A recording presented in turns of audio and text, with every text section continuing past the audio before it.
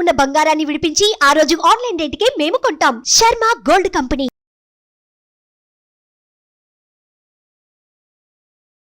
నమస్తే, welcome to Suman TV. నేను మీ యామ్ని. ప్రస్తుతం మనతో ఉన్నారు ప్రముఖ ఆధ్యాత్మికవేత్త గురుస్వామి డాక్టర్ బ్రహ్మశ్రీ రాజన్ నమూద్రి గారు ఉన్నారు. గురుగారితో మనం మాట్లాడదాం. నమస్కారం గురుగారు. నమస్కారం. శ్రీ మహాగణపతి దేవతభ్యో నమః. గురుగారు, మనకి ఈ 25వ తారీఖున చంద్రగ్రహణం ఉందని అంటున్నారు. అసలు నిజంగా ఉందా లేదా అండి? ఒకవేళ మనకి ఇక్కడ కనిపిస్తుంది అంటారా చంద్రగ్రహణం అనేది? మనకి ఈ నెల 25వ తారీఖు నాడు చంద్రగ్రహణం రాబోతుంది. అంటే సంవత్సరానికి 4 గ్రహాలు వస్తాయి. 2 చంద్రగ్రహణాలు, 2 సూర్యగ్రహణాలు వస్తాయి ఏమ్మా.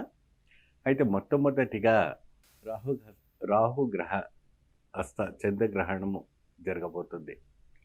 అయితే మొట్టమొదటిసారిగా చంద్రగ్రహణం రోజున గర్భిణీ స్త్రీలకు ఇతర రాసులకు ఎటువంటి ఫలితాలు రాబోతున్నాయి ఏమండి, దానిపైన దీని గురించి మనం మాట్లాడుకోబోతున్నాం. అయితే మనకు వచ్చేవంటి మెసేజ్ ద్వారా కానీ ఇతర కామెంట్స్లో రూపంగా భక్తులు అడిగేవంటి ప్రశ్నల ద్వారా మనం ఇవ్వబోతున్నాం. ఏమండి గురుగారు, మాకు ఎలా ఉండబోతుంది అంటే గ్రహణం పట్టిన తర్వాత అసలు భారతదేశంలో ఈ యొక్క గ్రహణం ఉందా, ఈ గ్రహణం ఉంటే మేము ఎటువంటి విధి విధానాలు మేము పాటించాలి.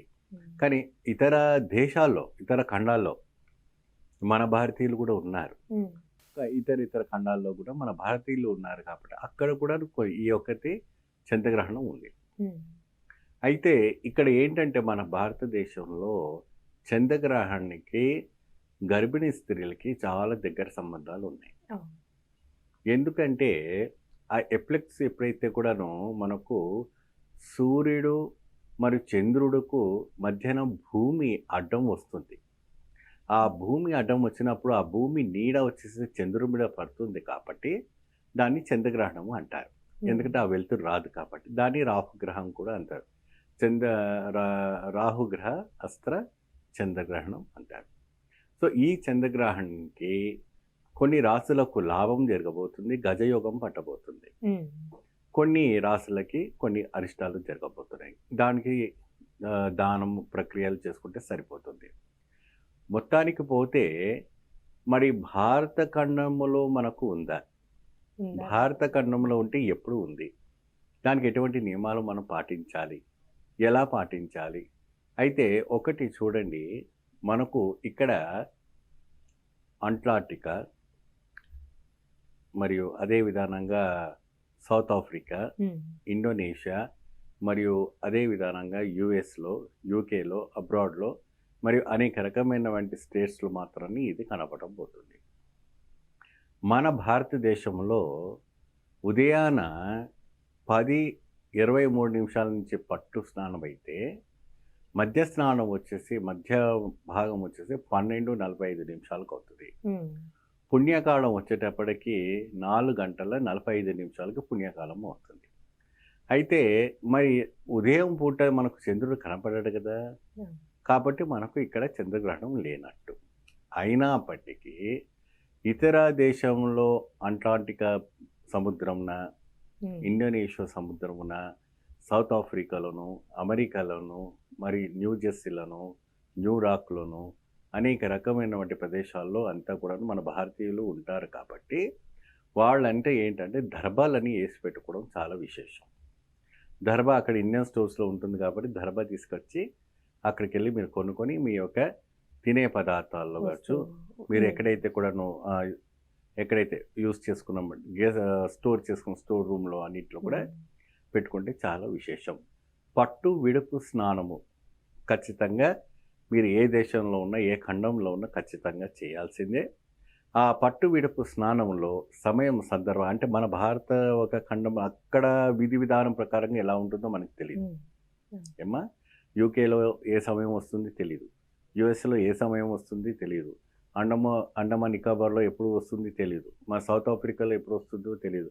అక్కడ విధి విధానం ప్రకారంగా జరుగుతుంది. అక్కడ సమయం పట్టుకొని అక్కడ పంచాంగాలతో శ్రావణాలతో చూసుకొని మీరు జాగ్రత్త పడి మీరు ఉండండి. మీ వైఫ్ ప్రెగ్నెన్సీ ఉందంటే బయటకు రాకుండా ఉండాలి.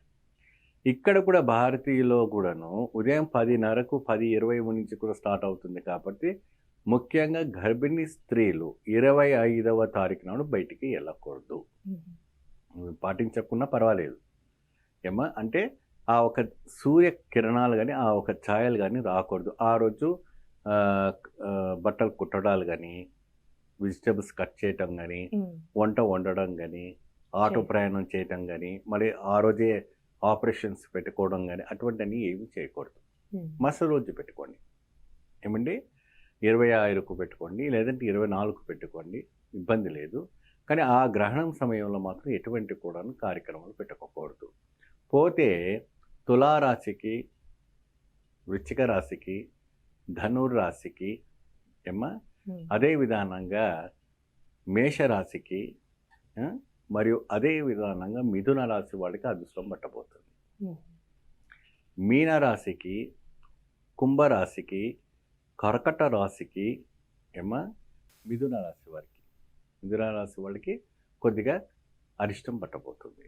సో వీళ్ళు ప్రత్యేకంగా దానము, ఎటువంటి దానం అంటే ఏదైనా ఒక కంచులో ఉంటుంది కదమ్మా, మట్టి కంచు, మట్టి దొరికినా పర్వాలేదు, అంటే పంచలోహంది దొరికినా పర్వాలేదు, దాన్ని నిండుగా నెయ్యి పోసి దాంట్లో దర్భ వేసి ఏమా ఒక 1116 పెట్టి గోధుమలతో కానీ, లేదంటే ఏదైనా చంద్రుడితో సమానం కాబట్టి బియ్యము దానం చేయడం చాలా విశేషం. చంద్రుడికి ముఖ్యం ఏంటంటే బియ్యం. ఆ బియ్యం పైన ఆ పాత్ర పెట్టి నెయ్యి పోసి వాళ్ళకి ఇవ్వటం. కొంతమంది ఏం చేస్తారంటే బియ్యము, ఈ నెయ్యి, ఈ ఒక వెండి పాత్ర, ఇది ఏదైతే పాత్రను, పంచపాత్రను, మరి అదే విధానంగా గొడుగు, చెప్పులు అవన్నీ కూడాను కొన్ని ఇస్తారు. అది ఇవ్వటం ఏంటంటే వాళ్ళు కాశీ ప్రయాణానికి చేస్తారని ఒక హిందూ సనాతన ధర్మంలో మనకు చెప్పడం జరుగుతుంటుంది. గ్రహణం నాడు ఇలాంటి దానం చేయటం వల్ల అద్భుత ఫలితం రాబోతుంది.